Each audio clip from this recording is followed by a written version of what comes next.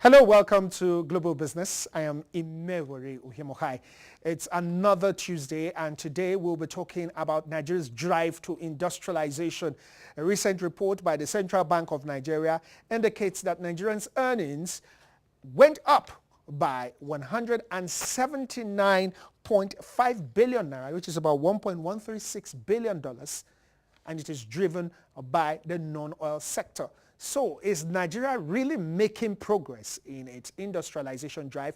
We'll be looking at that with our guests on Talking Point, and he is the UNIDO, that's United Nations Industrial Development Organization, country and regional representative, Dr. Patrick Kumawa, later on the program. Also today on the program, we're looking at the Nigerian Sovereign Investment Authority, talking about the Sovereign Wealth Fund, saying that the three funds, the Stabilization Fund, the Future Generation Fund, and the Infrastructure Fund, they will start investments in these funds in June 2013, and a total of $850 million will be invested in these funds. We'll be talking to Dr. Kumawa a bit of that too. What does that mean for Nigeria's industrialization? Because we are looking at some money, well, I call it slush funds sort of, coming in to boost the non-oil sector.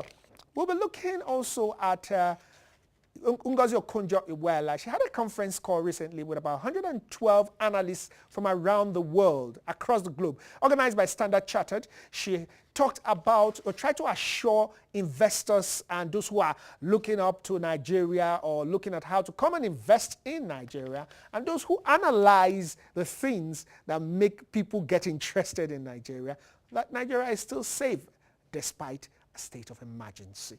We'll come back after the break, and when we come back, we will have the Nigerian Sovereign Investment Authority Managing Director Uche Oji talk about the funds and how they'll be invested in after the break.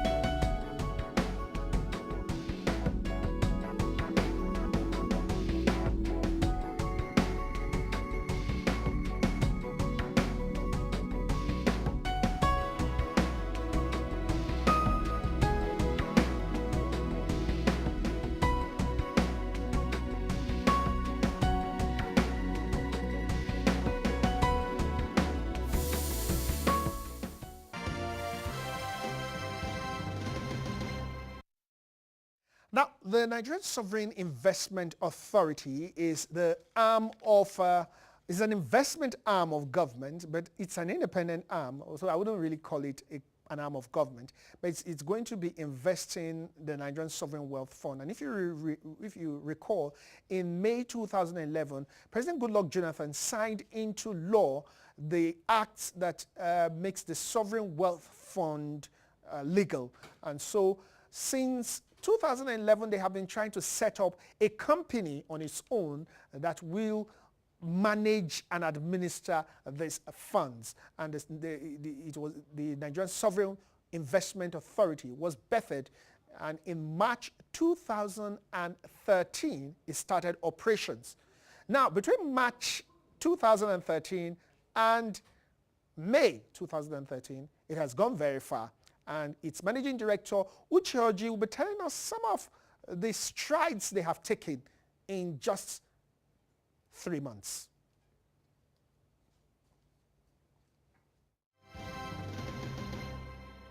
As you know, we have three funds in the NSIA. The first fund is the Stabilization Fund.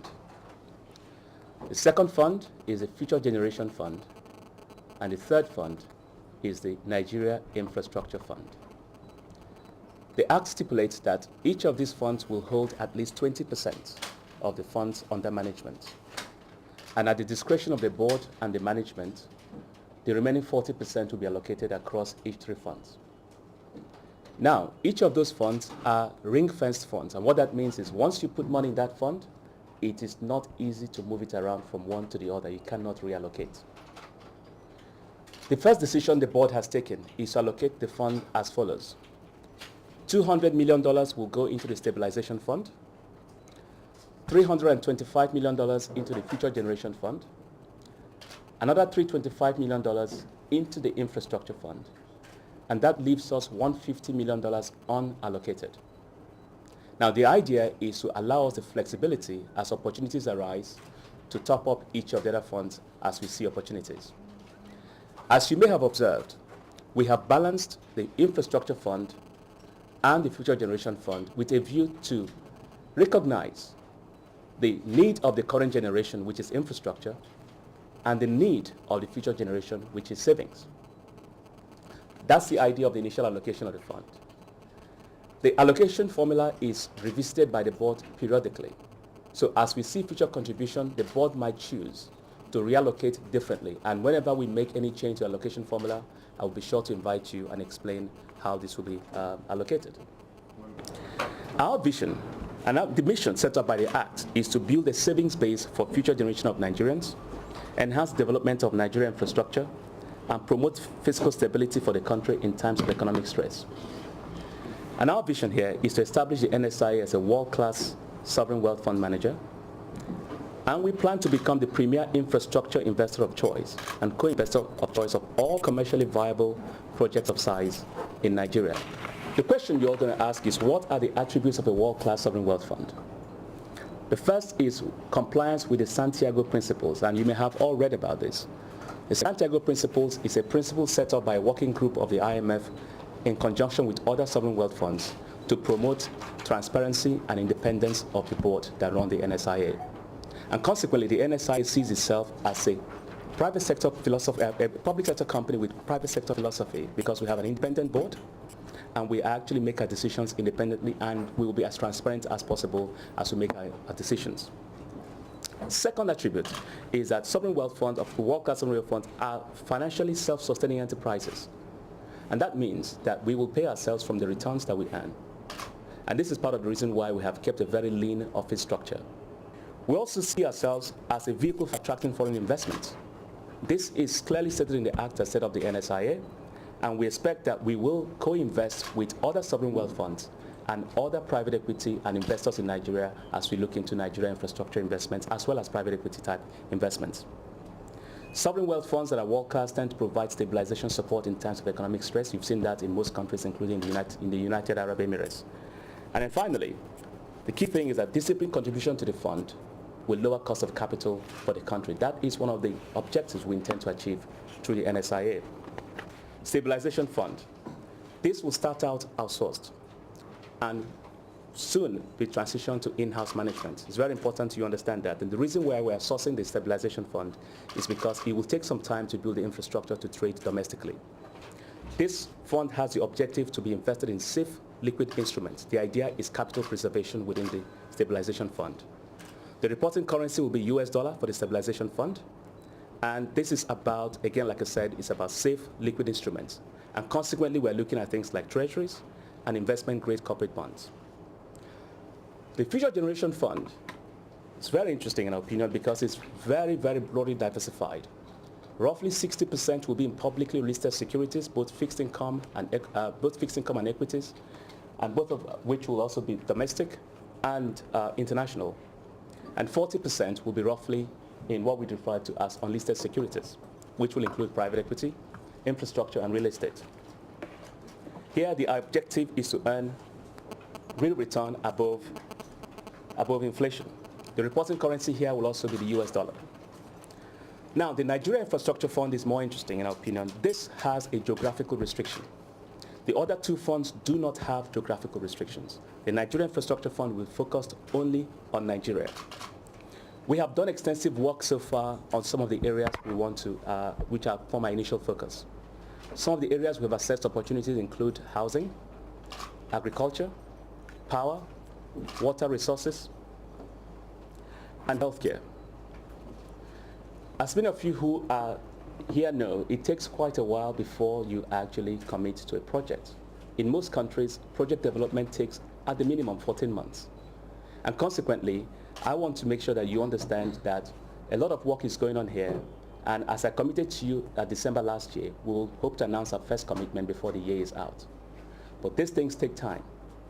And we will be careful in the way we allocate the assets in the sector, but a lot of work is ongoing, and some of the areas I mentioned to you are areas where we have done in-depth work. And I also forgot to mention transportation infrastructure, which obviously includes aviation, ports as well. This fund will be managed in-house, and the idea is to earn commercial returns. As you all know, within the Act, there's also a subset of the fund which will be devoted to social infrastructure. The Act says up to 10% of the infrastructure fund will be devoted to social infrastructure. Now, let's be clear you understand what this means. It's not a grant scheme. This fund will also earn returns as we invest in social infrastructure, which by its definition includes obviously healthcare, education, again, inland water resources, and in our opinion, environmental factors. I'll just summarize by saying this is an enterprise in the way most other sovereign wealth funds are structured. The idea here is to, as the Act has mandated us, to invest prudently, earn commercial returns where it's possible as an organization, and, but more importantly, contribute to development impact within the country.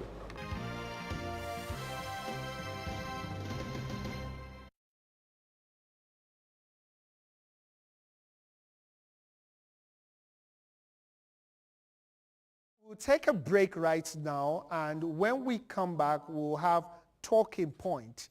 I told you earlier on that we'll be talking with the regional and country representative of the United Nations Industrial Organization, UNIDO, Dr. Patrick Kumawa. It's the first time he's coming on the program this year, and we hope to have him many more times this year. But we'll take a break. After that, we'll have him seated.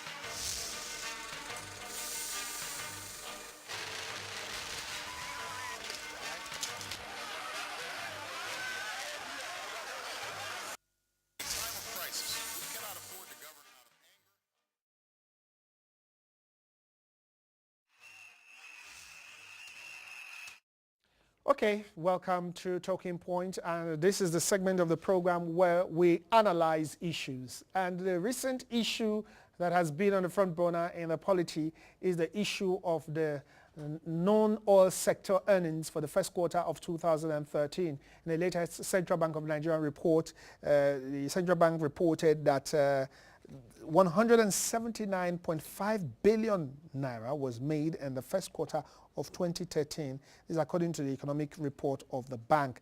The report noted that this amount, which represented an increase of 15.1 and 9.3% over the preceding and corresponding quarter in 2012.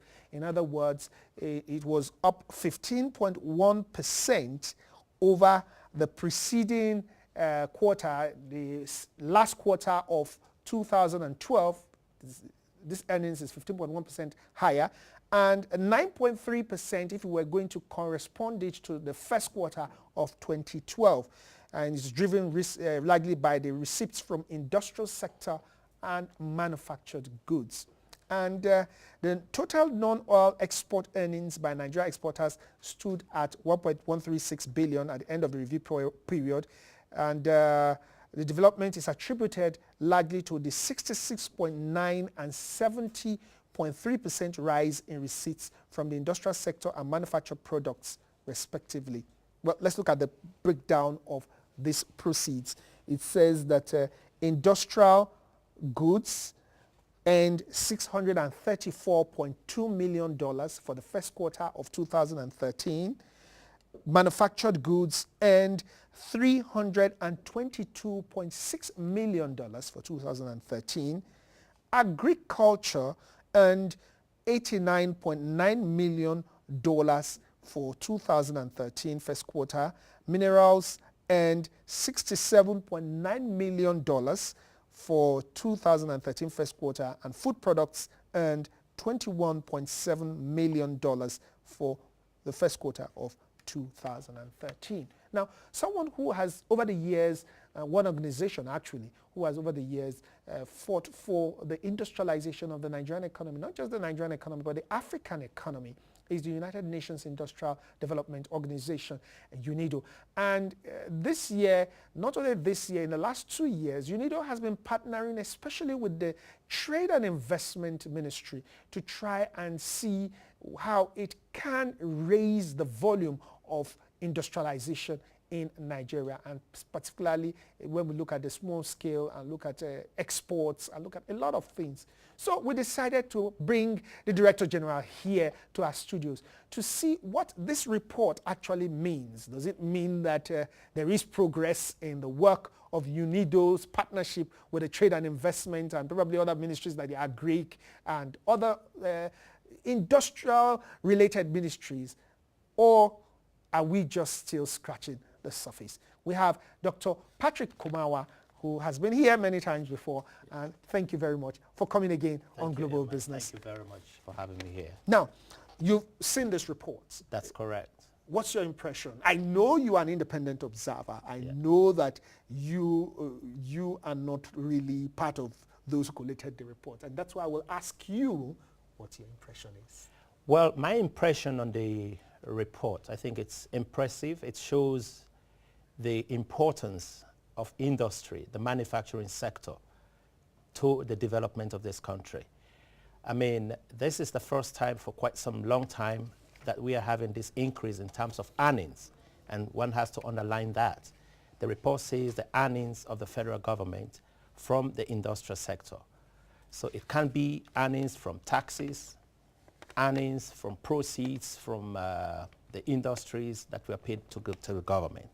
But that is very important because it then shows that investment in the industrialization of Nigeria is making some progress. Now, one has to look at some of these factors. I know there is some progress in the infrastructure, and these are very important. It takes some time for these to be translated into productivity and competitiveness. So I think some of the investment in the infrastructure is also showing results. We are told that the power sector has improved tremendously in some of the industrial clusters. We know investments are coming into the country, and these are all indications that we have to continue the path of industrialization. And I'm fortunate to have had discussions with the the Federal Minister of Trade and Investment, or Federal Ministry of Industry, Trade and Investment. And we are working with them very closely to develop a blueprint for the industrial revolution in this country to take place. That is a Herculean task, because we are looking at moving from 4% manufactured value added to about 10% at least within the next 10 years. And that is doable. It is doable because several countries have done that over the years. They did it with consistent policies. The ministry, together with UNIDO and other partners, are now working on an industrial policy for the country, which has been also missing over the long period of time. These are all indications. These are all arrangements that are now being put in place to promote industrialization. Now, coming back to the figures that are reported from the Central Bank of Nigeria, they show that investment in industrialization will create wealth for the country. The next point we have to look at, if the trend continues, will that translate into jobs and wealth for Nigerians? I think that is why we now need to look at as the trend. We continue to look at the trend and see whether those have been translated into jobs. Well, Chief Chukwu Wanchukwu is the president of the Nigerian Association of Small-Scale Industrialists. Yes. He is quoted to have said that this underscores the importance of the manufacturing sector as the pivot for the transformation of the country's economy. Now, what does this report do? I mean, the earnings report, yeah. does it translate to anything as it concerns the GDP? Does it make any impact on the GDP? Of course, it will make impact on the GDP. If you increase the productivity of the industrial sector, certainly it will increase the contribution of industry to the GDP, and that will increase the GDP. Now, coming to your question on small to medium scale enterprises, these are what we call the pillars for job creation. So if we can have disaggregated data in future to show the contribution of the small to medium scale enterprises to the growth in the earnings, that will be important. If we can also have values to show the jobs that have been created over the quarter, that will also help. We also need information on the manufactured value added, because that is actually what shows that the industry is growing. The manufactured value added. Yes, MVA we call it. And that is why we show that the industrial productivity is growing. Okay? We know that the earnings is an indicator. But now next time we would like to see what has been the change in the productivity itself, which is measured by the manufactured value added. Now let's look at the aggregates again. It says that industrial and showed that a breakdown of the process showed that a review of the quarter showed that industrial earned $634.2 million, manufactured $322.6 million, agriculture $89.9 million, minerals $67.9 million, and food products $21.7 million. Looking at this aggregates, do you think that this is impressive enough? I mean, looking at this spread. Yeah. The spread, as I mentioned, is showing you the earnings. Yes, basically from non-oil exports. Yeah, from the non-export sector. Now, if you look at the manufactured value added, or the manufacturing sector, which accounts for 60, what's the percentage again? That's the 60, sorry, just a moment. 66.2 million, I think, 29 million. No, then the percentage. Okay, the percentage. Yes, it's 66.7, I think. Okay. And then you have manufacturing. Okay, 66.9. And 66.9 yeah. if you look at it. Yes. So that shows And manufacturing is 70.3%. Yes, that's the earning. It has not shown us the value added in the industries themselves. It is an impressive earning for government. But what we would like to see, how has this translated into the productivity? Okay? Okay. It is impressive to show that we have earned X amount of dollars Okay. from the proceeds in terms of revenue we collected. Okay? But what we would like to see, whether this has translated into increased productivity. Okay. Okay? Okay. But I know from our research that the actions that have been put in place over the last 4-5 years are now yielding results. The actions that have been put in place in the last 2 or 3 years in terms of investment in the infrastructure, investment in roads, investment in the power sector. But these are just, as you mentioned earlier, we are just tipping the ice. Scratching the surface. The surface. Yeah. There's more needed to be done. You know, every country is expecting another country to go and invest in their country. Yes. So the competition for industries to be located in different countries, I just came from Asia. And there, everybody was talking to us whether Nigerians can go and invest in their country. You understand? And they boasted of, one, they have power, regular supply of power, cheap power. Second, they talk about an educated, workforce. Third, the cost of labor is low. Now, most industries in the Asian countries are now booming because of the high wage rates in China. The industrial China, which has been the industrial giant over the last 10 years.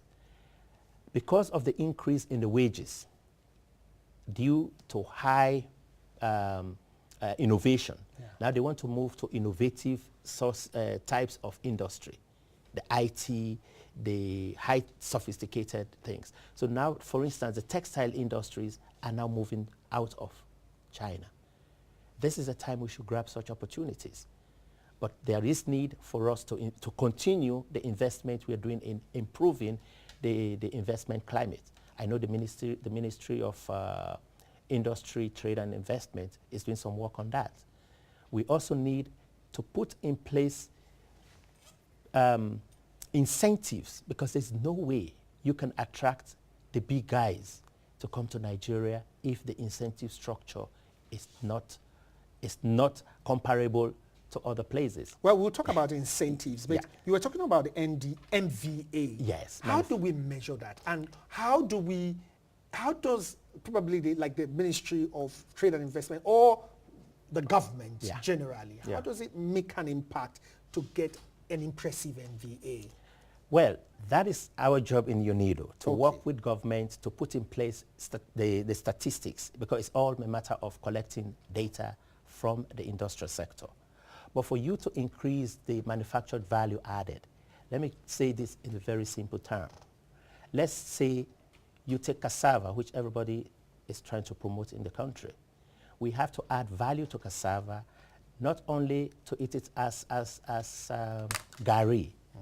We need maybe to make starch. And such starch can be used in the oil industry. When you add value to cassava as starch, industrial starch, that you can measure the cost of adding that value and compare with other comparators, maybe in Thailand. That shows you how competitive you are. But in terms of the value itself that you bring to the sector, the subsector cassava, you may be moving from maybe $1 to $1.80.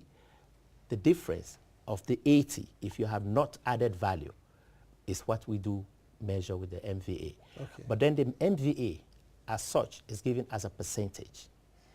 Currently, the Nigerian value added to agriculture, to industrial product is 4%.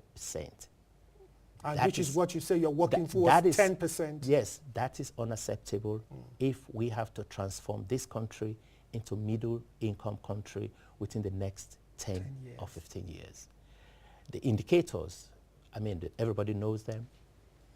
your investments in people so that you have a very good workforce, disciplined workforce, your investment in infrastructure so that we can move products from Port Harcourt freely.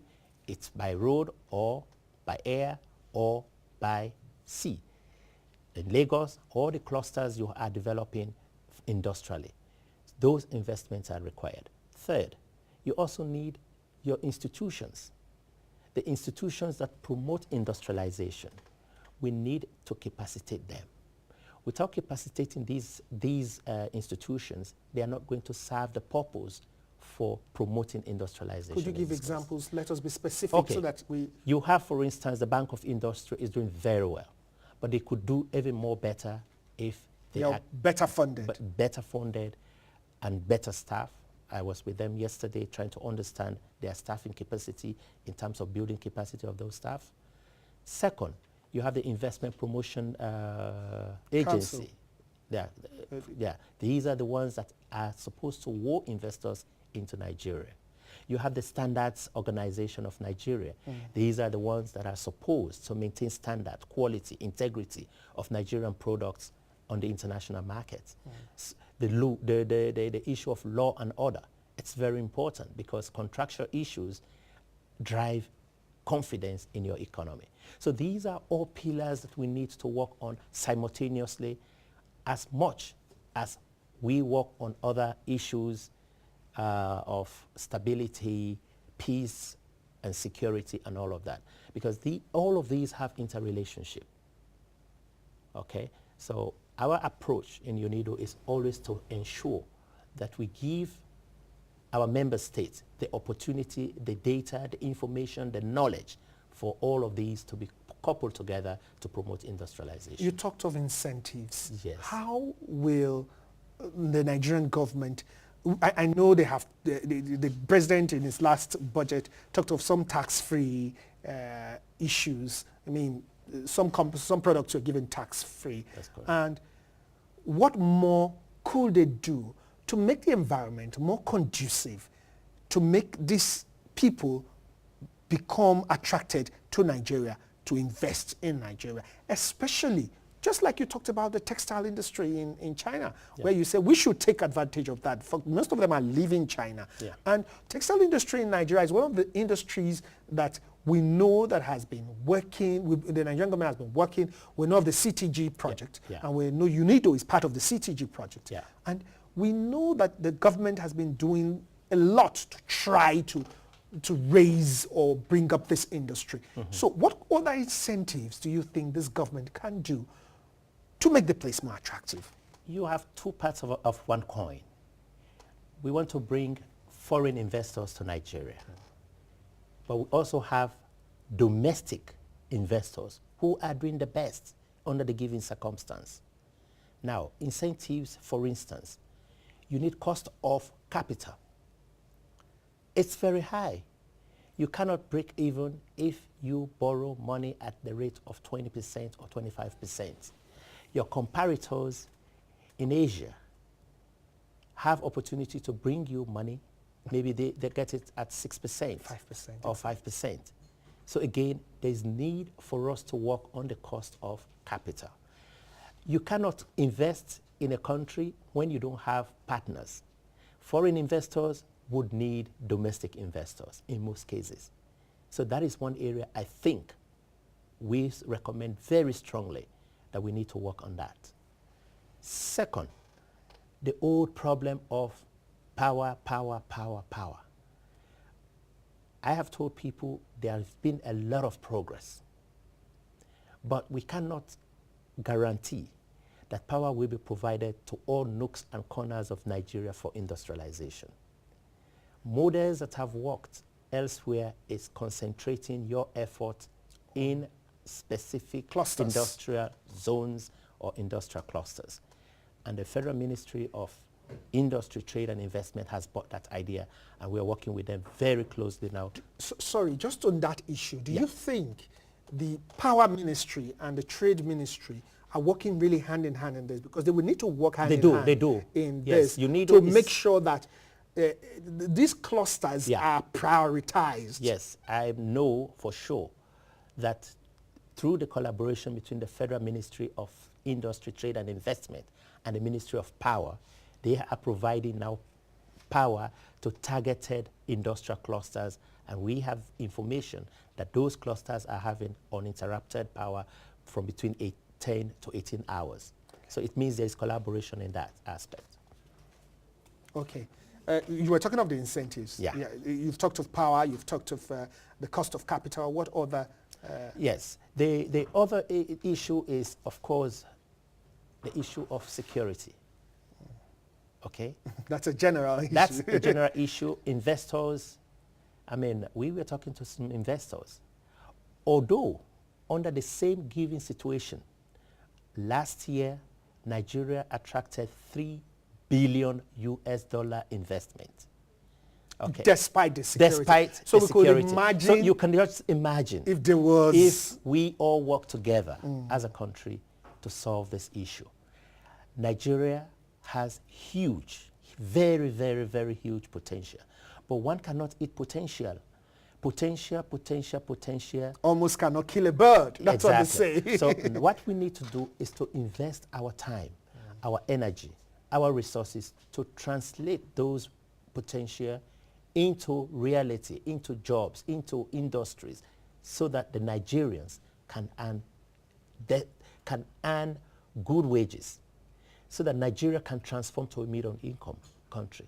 And once that occurs, the issue of insecurity will decline. Okay. Because people who have jobs, you look at the industrialized countries, you go to work at 5 or 6 a.m., you come back, you are tired. You watch your TV, entertain yourself, you sleep, next day you are go off. to work again. And you plan your leave to go and rest. So industrialization is the bedrock for even promoting peace and security in this country. Great. Just a last question, because we have to wrap it off on Talking Point right now. Yeah. Do you think, actually, that we are really on the right path? You said something about being impressive at the beginning of the interview. Yeah. Are we really on the right path to industrialization? Very briefly. Briefly, I say yes, we are on the right path. I have had opportunity to interact, for instance, with the Federal Minister of Agriculture, who is working very arduously to promote what we call staple crop processing zones. These zones, once they come on board, are going to create industries that will translate all our major industrial food products into value-added products, so that you can go to the supermarkets and buy made-in-Nigeria products. Those that could be exported will be exported. That is just one example. And then the Minister of the Minister of Industry, Trade and Investment, we're putting together the Industrial Revolution Plan. Yes, the Nigerian Industrial Revolution Plan. And that plan, once it comes on board, the plan is not yet even finished. We have been able, or he and his colleagues, the Federal Minister of Finance, I had the opportunity to go with them to Japan. I had the opportunity to be with them in London, where they are winning investors in this country. So I think once we continue along this path for some considerable period of time, don't change it, because investors want stability in policies. Investors do not want to hear tomorrow that we have changed from the Industrial Revolution Plan to another plan.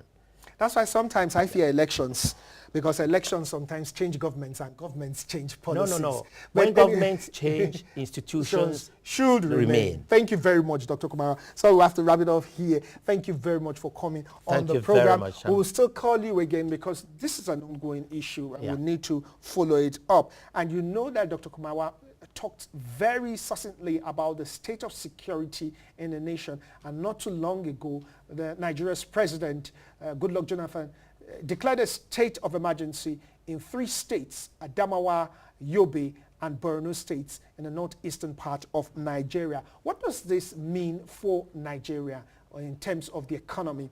Ngozi Okonjo-Iweala had a conference call with 112 analysts all across the world. And you have a bit of it. Then she explains exactly what this is all about. That's next on Global Business.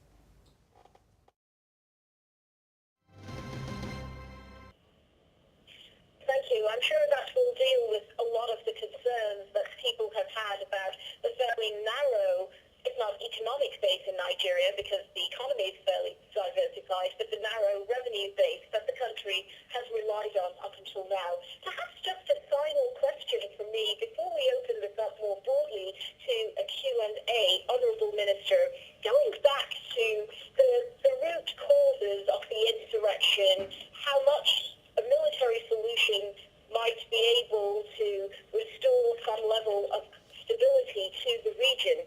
There have been suggestions put out there that maybe what is needed is some kind of a Marshall Plan for the North, and you already alluded to some of this in your earlier comments about the savings that Nigeria has experienced since the partial subsidy adjustments that we saw early last year being redeployed into projects in the hope that this will allow for greater employment generation. But are there any bigger, more ambitious plans being thought about in terms of how to regenerate a region that has, by most accounts, been left out from the economic success that Nigeria has seen in recent years? Yes, Razia. As we speak now, both the Ministry of Planning and the Chief Economic Advisor to the President are working, on plans for strengthening our approach to inclusion in that particular region. I don't know whether you want to call it a Marshall Plan, but I can tell you that comprehensively the assets of that region are being assessed. So where is it that we need to work that can really help spur economic growth? And very constantly the answer comes up that, we agriculture is really the mainstay.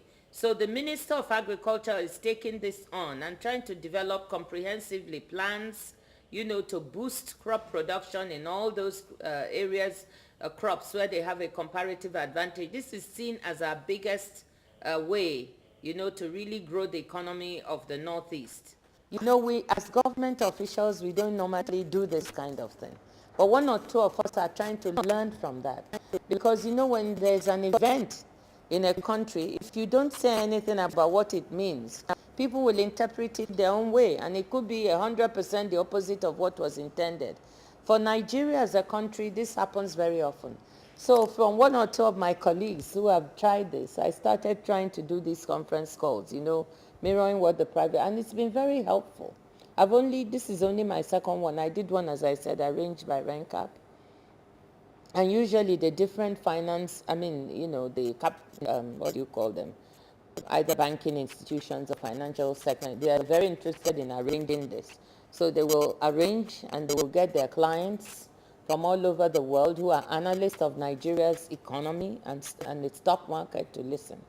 So this was arranged by Standard Chartered, and it was arranged by Razia Khan, who is probably one of the premier analysts, I'm sure you've heard her name, of the Nigerian economy. She's been following us for a long time. She's very knowledgeable.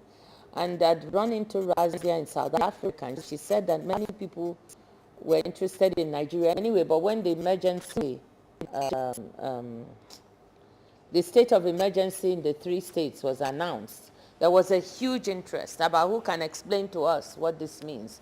So she suggested that we could organize this conference call, a second, and I told her, well, I've actually done one before, so this would be my second, with Stan Chart is all over the world. So she said they'll organize a global conference call. And that's at the back of this. So you see that 112 analysts from all over the world tuned in. So there must be enormous interest. And what we were trying to do is explain, you overheard some of the questions, centered mainly about what does this state of emergency mean for the economy. And so that was, what does it mean? Is it supported by Nigerians? Will it be positive or negative? I shared with them that most Nigerians think this is a good move, that this is a decisive move by the president.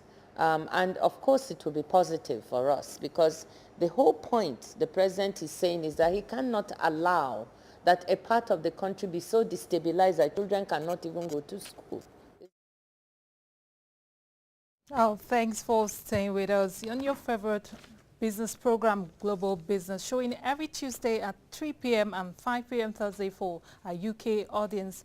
Now for our business features segment, we'll take you to China, where the first breast milk bank has been set up. Mothers now donate breast milk using electronic breast pump, which came up as a result of food safety scandals, which triggered public concern. Ngozi Onyeabor tells us more.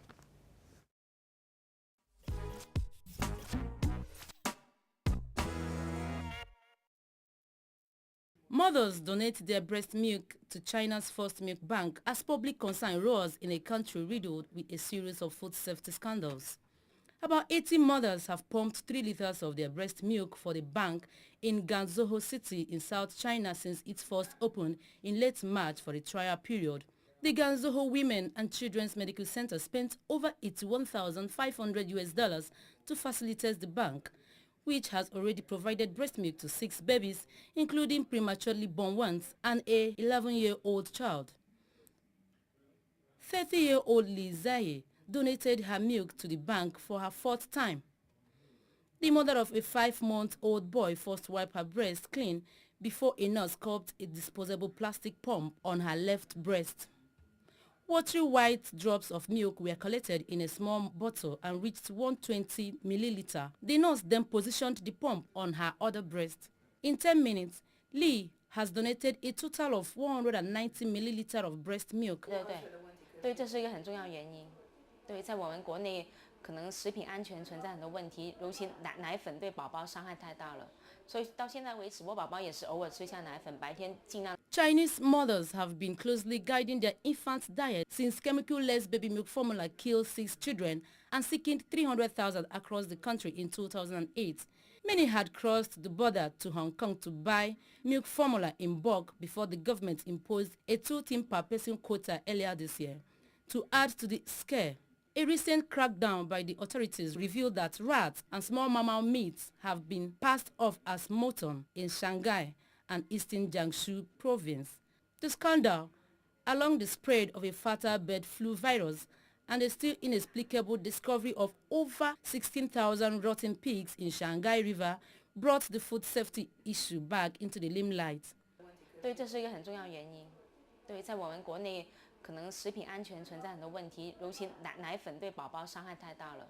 所以到现在为止，我宝宝也是偶尔吃一下奶粉，白天尽量都吃母乳。About 30% of Chinese mothers practice breastfeeding, according to the milk bank's co-founder Li Zong. 它本身这个milk就人数就基数不是很大的，然后它还有多余的奶能捐给你吗？然后这是一个问题。那么还有一些就是说，我为什么要吃人家的奶？然后我自己没有奶，我也可以吃配方奶。所以它对配方奶和对人奶的就是。A mother must go through a blood test and other health screening before she qualifies to be a donor. The donated milk is pasteurized in 62 degrees Celsius water for an hour and tested in laboratory before being certified safe for consumption. The milk can be stored in a freezer at 23 degrees Celsius for 3 to 6 months. Liu hoped the milk bank can help promote breastfeeding in the country. Liu said her goal is the milk bank can one day help feed some 200 children and infants who are hospitalized in the 15-story Guangzhou Women and Children's Medical Center. On average, a baby drinks 200 to 300 milliliters of milk per day, so the current inventory is only enough to feed 10 babies for a day. The milk bank will officially open in early June. What these women have done is very commendable. When you see countries and agencies fighting against substandard products, it's for the safety of its citizens. Over 6 children killed by the chemical-laced baby milk formula. That's really sad. In fact, not to just over the last week, or within the week actually, those who produced the My Peking drug that killed many children in Nigeria have just been sentenced to, have been convicted recently. And this is a very good, I see this as a good innovation actually for Nigeria, especially for mothers who are breastfeeding. It will help them. I wish Nigerians could go learn and do this. Many, women like you, when you get pregnant and you take your leave and you give birth, then you need to be running home at 2 o'clock to go and breastfeed you. But if you have that like in a formula like that, you can keep for 3 to 6 months. It means you can breastfeed your child between 3 and 6 months. All you need to do is go buy the breast milk from the bank and feed your child. It's really but sad. then again, it comes about the African cultural thing. Remember, they say the mother gives to her child. Well, so you don't know which milk, milk, whose mother's milk. The child, it's really. I have a sister who she went to the market to buy a product, and they sold a fake child breast milk for her, and it was really sad. We will have to run now because we can say that the world news is next at 4 p.m. and it's been wonderful doing business with you this Tuesday. Onyeabor-Okolie. I'm Choma Onyeabor. See you again next Tuesday, same time. Stay good.